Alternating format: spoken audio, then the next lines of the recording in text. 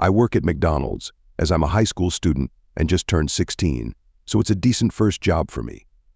About a month ago, I was working in the drive-thru, taking people's orders. It was a Friday night, and things were finally quieting down at about 10 p.m. A car pulled up to the drive-thru, and I began to take their order. After I spoke and asked them what they would like, they didn't respond. It was just silence for a few seconds. I repeated myself. The person responded by saying my name, and not just my first name, but my full name. First, middle, and last. I realized it must be someone that I knew, but I didn't recognize the voice or the person. I was confused. I asked who it was. They didn't answer. They just repeated my name one more time. They then drove off. It was a man wearing sunglasses. I didn't recognize him at all. I was pretty spooked for the rest of my shift. After I got off, I went home and told my parents. They were just as confused as I was. To this day, I don't know who it was, and every time I think about it, it creeps me out.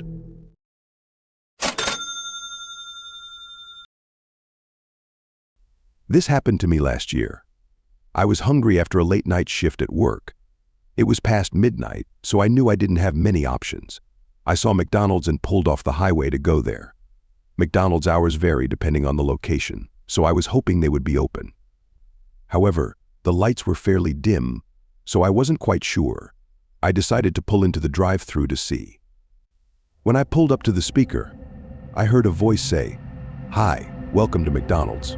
What can I get you today?" I said I would have the number 9, and that was all. They said sure, and to pull up to the first window. So I pulled my car around. However, when I reached the window, nobody came to it.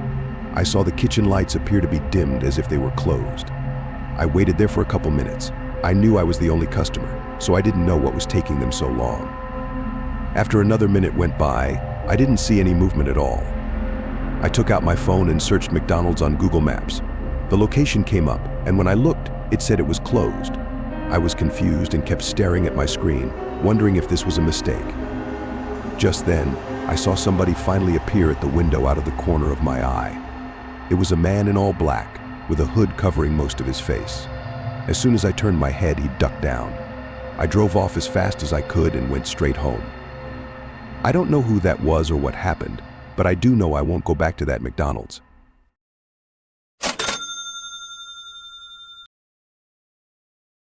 When I was in college, I worked at McDonald's during the summer. One day I was working on a Saturday, and I was behind the counter taking people's orders.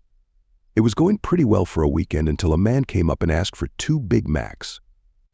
I put in the order, he paid, and I gave him his receipt. I then helped the next person in line. About a minute later, he came back up and said he was charged for 2 Big Macs, but he only wanted 1. I told him he ordered 2 because I knew I heard him say 2 Big Macs. He got angry when I said that and said, "Don't put words in my mouth." I know what I said. "I'm sorry, sir, I wasn't trying to," I said. He then told me not to get smart with him. I could tell he was a short-tempered man. I apologized again and offered to give him money back for a Big Mac and only give him the 1. But he said he didn't want that anymore. He then started saying that I should be fired. I told him to calm down, but that didn't work. He started raising his voice, and everybody in the restaurant was beginning to notice. One of my co-workers, Jack, came up and started talking to the man. After a brief conversation with Jack, he said he didn't want anything and just wanted to leave. We gave him his money, and I thought the situation was over.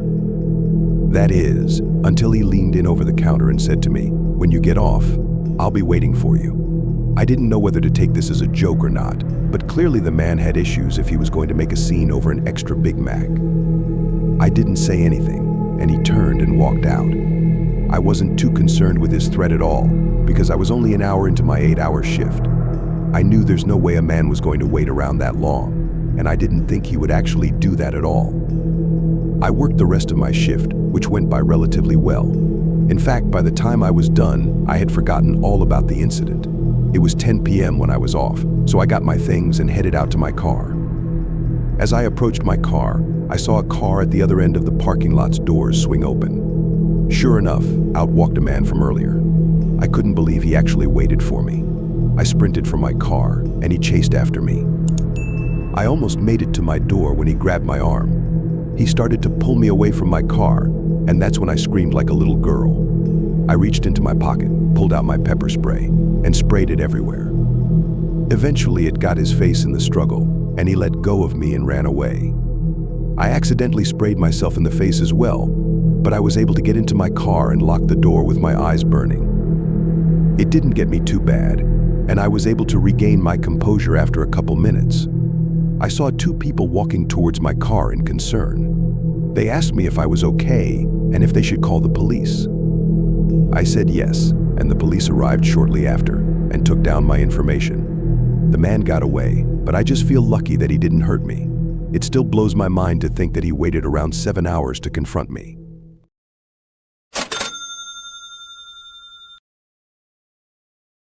This story happened a couple of years ago, about 8 years ago actually. I was 10 years old at the time, and that's the reason I haven't gone back to McDonald's for nearly a decade. I never plan on going back there again, actually. The story itself is pretty unbelievable, but it is what it is. You didn't have to live through it, but I did. My mother worked a really decent job in the city. My father was out of the picture, so that left my brother and me to be taken care of by our grandparents most of the time. That's not the worst thing in the world. My grandparents are the best. But my grandmother is kind of a health freak. This meant that we weren't allowed to have any kind of sweets, soda, junk food, or anything else that was tasty. Their house was always a lot of fun, but we never got to enjoy the food that we really wanted. So whenever my brother and I were with our mom, we tried talking her into bringing us to McDonald's. We loved going there. I particularly loved the French fries and chicken nuggets with a milkshake. I got that every single time I went. It was my absolute favorite. But as much as I loved that meal, this one experience was so bad that I never wanted it again. And it goes like this. My mom had gotten up for work a little early this one day and picked us up at 4:30 in the afternoon. This meant that she was going to be able to have some time to bring us to McDonald's, which we had been begging her to do. We made our way there, and I remember singing some goofy song on the radio as we drove there. My brother and I were so excited, and my mom was happy that she could make us happy. My mom was not a fan of eating in the car. She really liked her car and wanted to keep it clean, which meant no eating, so we went inside to eat. When we were in there, everything went just as you'd expect. We ordered our food, sat down, and ate. That's all there really was to it. The bad part didn't come until we started to leave. We were making our way out of the McDonald's when a Hispanic man with a really strange mustache started saying something to my mom. I remember him being somewhat incoherent because of his thick accent, and many of the words were ones that I had never heard before. I immediately identified this man as problematic and could tell by his body language that he might be a threat. But after all, I was only 10 years old and couldn't do a whole lot. My mom got my younger brother into the car, put his seatbelt on, and closed the door. She told me to get into the car too. I could tell by her panicked tone of voice that she was extremely worried about this guy. No matter what he said, she didn't reply. My mom got into the driver's seat, started the car in the same motion, and then went to close her door. But by this point, the man was already close enough that he could hold the door open and stop it from being closed. My mom started telling this guy to back off, but he only got more aggressive. He started saying stuff like, "You can't run from me, Chica," and other stuff like that. That was one of the only phrases I remember him saying. Again, a lot of it was incoherent to me. My mom never did get her door closed until she started backing out anyway and knocked this guy onto the floor. I guess he wasn't expecting her to actually go, but this only antagonized him even more. I remember watching him as my mom was peeling off. He got back up immediately and ran to his car, which was only about 4 parking spots away. He started it and started following us. He wasn't trying to run us off the road or anything, but he was definitely following us. I remember asking my mom what we were going to do. She said that I had to be quiet and let her think. Well, we drove around for about 20 minutes. I could tell that it wasn't the path to go home that we always took. I remember it feeling like a really long time that we were on the road. The sun started to go down, and we all felt a lot of tension. My mom eventually had the good idea to go to the police station. She called the police on her cell phone before she got there and told them about the situation. When we got there, there were policemen waiting in the parking lot. Despite there being cops all over the place, this guy still followed us, parked right behind us and got out of the car running at my mom. It was honestly terrifying. Thankfully, a police officer had tackled him, and they took care of him from there. They put him in handcuffs and took him somewhere into the station. They eventually brought us in and asked us questions about what had actually happened. My mom told them the whole story from start to finish, and then we went home. It was really scary to experience as a kid, and I still think about it sometimes. The craziest part is that this guy was confident enough to still go after my mom with police around in front of a police station. I don't know what kind of judgment he had, but whatever it was, he was probably impaired by drugs or something. A couple of weeks later, a lawyer contacted my mom. He was trying to prosecute this guy for multiple crimes. He claimed that this guy who had tried to abduct my mother was actually a leader in some kind of gang.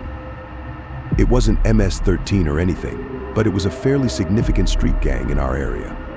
My mom told him no because it would mean putting herself and her kids in danger. She knew that there was going to be a risk of testifying against a gang member, and she didn't trust the police officers to keep her safe. My mom didn't tell me that last part until a couple of years later. I must have been about 15 years old when she finally told me. I totally understood why she refused. I'm not sure whatever happened to this gang member, but he did a really good job of intimidating people into not testifying against him. I can't even imagine the kind of person this guy was, though. Imagine going to McDonald's, seeing a mother with 2 kids, wanting to abduct her, and then being crazy enough to follow her on the road for a half hour and park behind her in front of a police station. Even then, he still got out of the car and ran toward my mom. I don't know what happened to that guy to make him like that. I just seriously hope that this prosecutor was eventually able to get him on something and lock him up for life. I don't know how people like that are able to roam the streets so freely.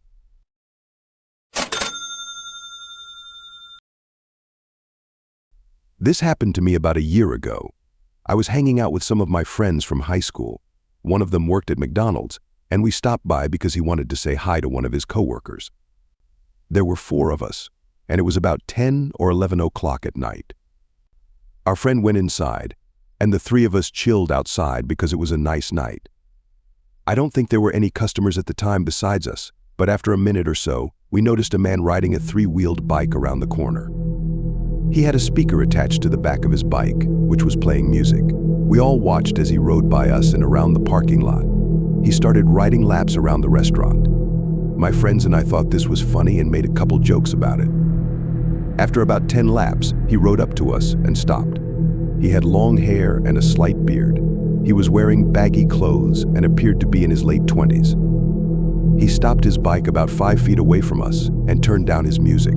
We all looked at him. "You guys want to know something?" he said. "Sure," I said. He responded with, "I'm about to rob this place." We all looked at each other, confused. One of my friends laughed a little. We figured he was joking, but it was kind of a weird thing to say. He just stared at us with a slight grin on his face for a couple seconds. I turned and looked, and I saw my friend was still talking to his coworker friend at the counter. I kind of wanted to leave. Finally, the man spoke again. "I'd get out of here if I was you guys," he said. "Why's that?" my friend asked. The man said to just leave. My friend said no. I was surprised, but I realized there were 4 of us and 1 of him, and he wasn't any bigger than any of us. The man stood there next to his bike for about 30 seconds, just staring at us. Finally, he got back on his bike and rode off. We felt tough for possibly preventing a robbery, as we didn't know how serious the man was or if he was on drugs or something. We all went home. And the next morning I woke up to see my friend post in our group chat a link to a news story. It was about a local bank that had been broken into the previous night. A rock was thrown through the window, and a man was arrested inside. It was the same man we encountered before,